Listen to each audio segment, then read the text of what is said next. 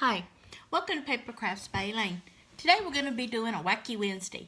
And you know on Wacky Wednesday, we may be doing anything. But today we're going to be working with the Stampin Blends. Now I've picked out a couple of my different markers because I wanted to show you a few things about them. Number one, all of the Stampin Blends have their name on the side in several different languages. But since I only use English, I guess it's only fair to say that I read the English part of it. So this is dark Bermuda Bay. And this is light Bermuda Bay. And that's significant because when you get ready to blend, you'll find that putting these two colors together will make one beautiful color. So the other thing that I want to show you is you notice that each one of them has a narrow line on one end and a thicker line on the other end. The reason for that being is that on the narrow end, you actually have a writing tip. And on the other end, you have a brushing tip. Okay? So I wanted you to be able to see that these two tips are very significant in that you will want to use them for different things. Now, everything we're going to be doing today, we're going to be using the brushing tip. Obviously, I'm not going to be writing my name on everything. So to get started, we know that our Stampin Blends works very nicely on paper. So, as you can see, I've taken the laser lace doily and I have just colored it. And when I put it down on my paper, you can see how beautifully it is. But that's just one of the things that our alcohol markers will do. Let's look at some other things. So, I'm one of those that really likes to have a lot of color on my page. And I like for my colors to match. So one of the things that I have learned is that if I want my pearls to be a different color, I simply color them with my Stampin Blends. And no matter what color I color them in, they're going to match my page. So let's go. A little night of navy. And as you can see, it changes the color just a little bit in that it's not a total black night of navy. And it doesn't take it very long for it to dry either. You can actually take these markers or these dots and pick them up in just a few minutes and have them ready to go on your page. So you've watched me color these three. There's not anything on my fingers. So as you can see, it dries really quick. Now, we already have some of our pearls that are coming in colors. But from time to time, I like for my colors to be a little bit different. So maybe I'm going to be running out of this lovely lipstick. And I want to make these dark pearls a little bit, or these light pearls a little bit darker. I can do that by simply coloring them.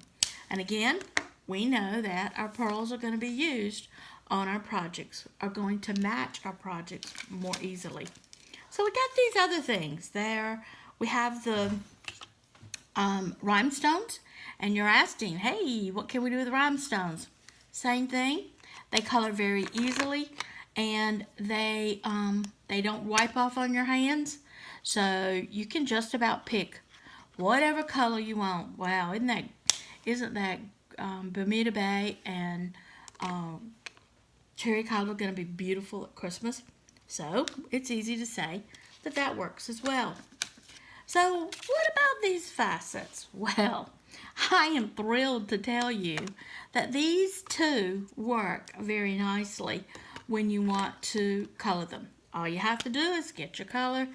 Don't forget, use your brush end of your marker and color it the color that you would like for it to be.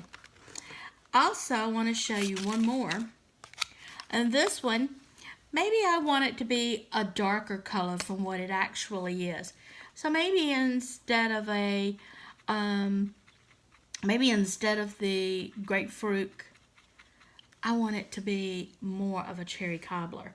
And yes, you can color these as well. And again, you can see it doesn't come off on your hands. So I worked with a few other things that we have in our embellishment line as well. And by the way, of Stampin' Up, if you're listening, I just want you to know that I truly love the fact that we have so many nice embellishments now.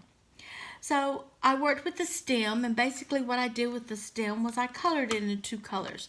And that's usually the way we're going to be using our markers, is by using them in two colors. So in this case, I have the old olive in dark, and I have the old olive in light as well. And what I'm going to do is put a little bit of the dark on it, right around the edges maybe. And then when I put the light on, it's going to blend it a little bit better. I really like the way these markers work on your woods.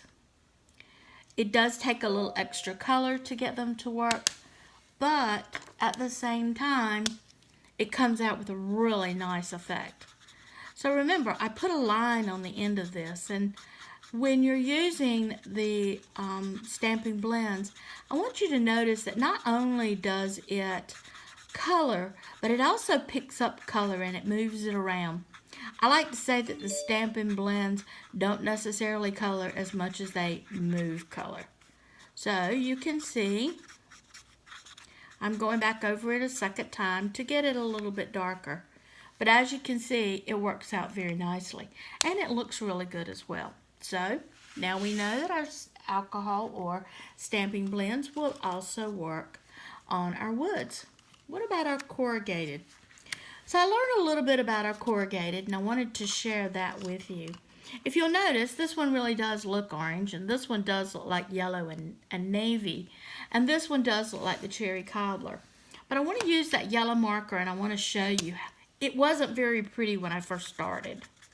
So I took and I colored it, and to me, that is horrible. I thought, oh my God, I don't like that at all. But when it dried, this is what it looked like. And I do like that. So you need to remember that when you use your alcohol markers and you first do your coloring, it may not be the color that you want it to be, especially when you're using something like craft paper to color on. Because the paper color looks like all it does is just wet it. But as it dries, you will find that the yellow did come through. So if the yellow would come through, I think any other color would too. So now we know our alcohol blends will work on our corrugated board as well. But I have something else that I've learned that the alcohol blends work on. And if you've been to any of my classes, you've seen me do this multiple times. So what I've done is I've colored a ribbon. And coloring ribbon for me is a lot of fun. And the reason that it's so much fun for me is because I don't always like just white ribbon. Nor do I always like a single color of ribbon. I want my ribbon to be different. I don't want you to walk in the room and say to me, oh, Elaine, I see you've been playing with your ribbon again, and it be all white. To me, I want that ribbon to be totally different. I want you to walk in the room and go, oh my God, Elaine, where'd you buy that ribbon from? And I can proudly tell you that I didn't buy it at all. I actually made it my own. And this way, my projects are not going to look like your projects. Your projects are not going to look like mine. Now, remember I said a while ago that I actually see the alcohol blends as moving color, not necessarily always putting it down. So in this case, I want you to notice that when I put that yellow down and I pull it across that green, do you see that green getting lighter? It's because my yellow's kind of taking it over a little bit. And I can spread it anywhere I want to spread it. So it makes blending easy. And by doing that, you'll find that you can also create a little bit of a different color as well. So I really like the fact that I can color ribbon with my Stampin' Blends. Speaking of ribbon, we have a new ribbon in our line. Let's see if I can find something to put this on. And to me, that is just gorgeous. But look at how bland it is on my white. And we use the Whisper white paper quite a bit in our crafting and card making. So I thought, I wonder what I could do with that. That would make it better. And guess what? By using my alcohol markers, I was able to color the dots. Look at how pretty that is. That blends perfect. And it has a little bit to do with the fact that I actually have blended it with the same color as the paper. but it really makes them blend together and makes the coordination just great. I even finished up a little card with that, and I thought, you know what? I really like the way this bow lays down on it. So I have one more thing that I've tried to play with the Stampin' Blends on, and that's our pearl doilies. Now, I adore these pearl doilies, and I use them quite a bit, but I'm having some trouble making them come out into a different color. So if you'll notice, when I do this, on the pearly side, that may not be a good color. You may not be able to see that on the camera. Let's try our navy. So I'm using the Night of Navy, and I'm just spreading it across. And if you look, when it first goes down, oh wow, it looks great. And I'm thinking, oh my God, I'm finally going to be able to color these things, so they're not going to be just a solid color. I can use them in any color that I wanted to.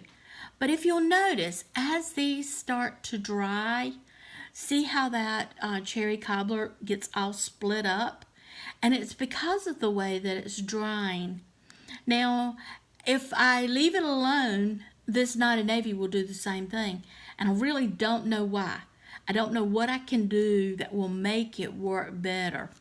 Someone suggested that I put my hands on it and see if I could rub it. I'm willing to try that. See if the oils will make the alcohol stick better. I actually think that it did. But what I did learn is that I can flip it over and I can do the opposite side to it. And it comes out really, really beautiful. One of the other things that I learned too is notice where I colored this side. Let's see if this doesn't make it look, there you go. When I color the opposite side, it actually bleeds through just a little bit. It looks kind of nice even from the back side. And it does look like this Night of Navy is going to stick a little better now that I've rubbed my hands on them. Ooh, we may have discovered something right here on camera. How about that? Well, somebody's dinging me over here. That's okay. We'll chat with them in just a minute. Boy, I would love it if this really did work. And you know what? It is. It's really working nice. And all I had to do was rub my hand on it, get a little bit of oil on it, and it is sticking nicely. Go back over that cherry cobbler I put on there earlier, which you can see did not stick. Kind of puddled up.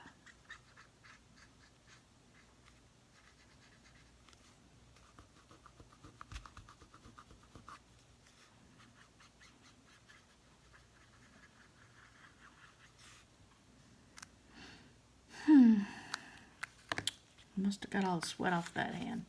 Let's see. We'll try this one. Because I really want this to work.